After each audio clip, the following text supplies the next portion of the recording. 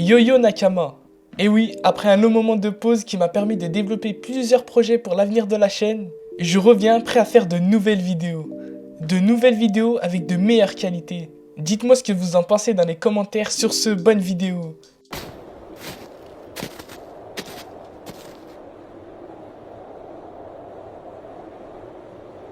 早えな。もう2年か。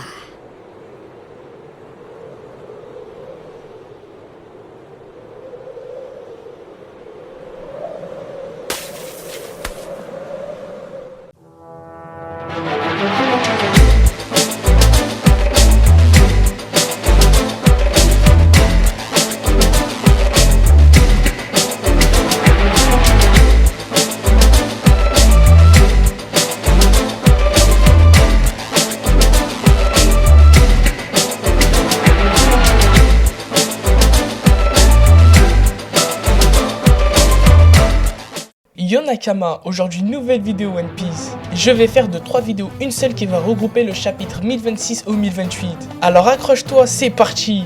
Après plusieurs chapitres où Yamato tient tête à son père, Luffy ainsi que Momonosuke font leur apparition. Luffy a clairement acquis un nouveau level, lui permettant de redéfier le Yonko. Il sait que beaucoup de vies sont en jeu ainsi que la libération de ce pays et de l'accès au trône de roi des pirates imminent. Là n'est pas le sujet d'aujourd'hui. Mais on va parler du niveau du second et troisième commandant de l'homme au chapeau de paille et qui est le futur roi des pirates.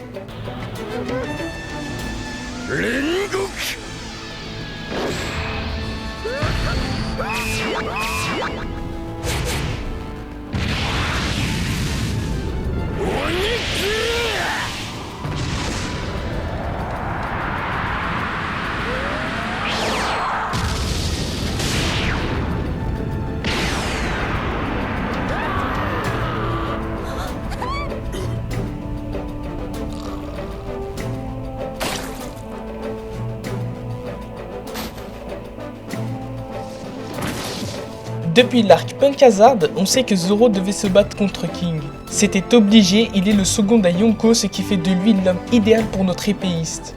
Zoro doit prouver qu'il a le niveau du second à Yonko. Depuis le chapitre 1023, les dés sont lancés, nos deux Mugi sont prêts et doivent gagner pour leur capitaine.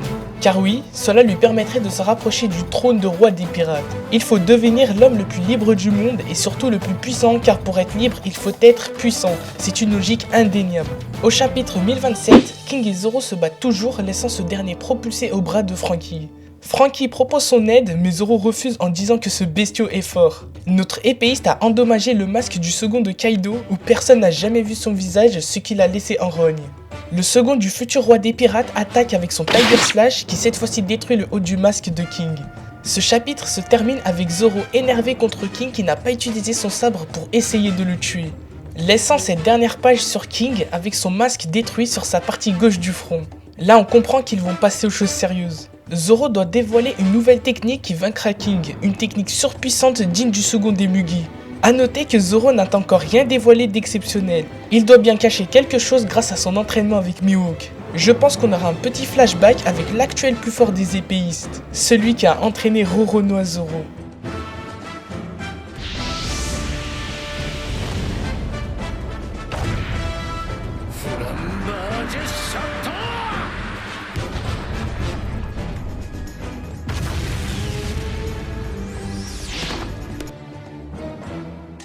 Dans le chapitre 1028, sorti récemment, Sanji, la jambe noire, le troisième des Mugi, continue son combat face à Queen.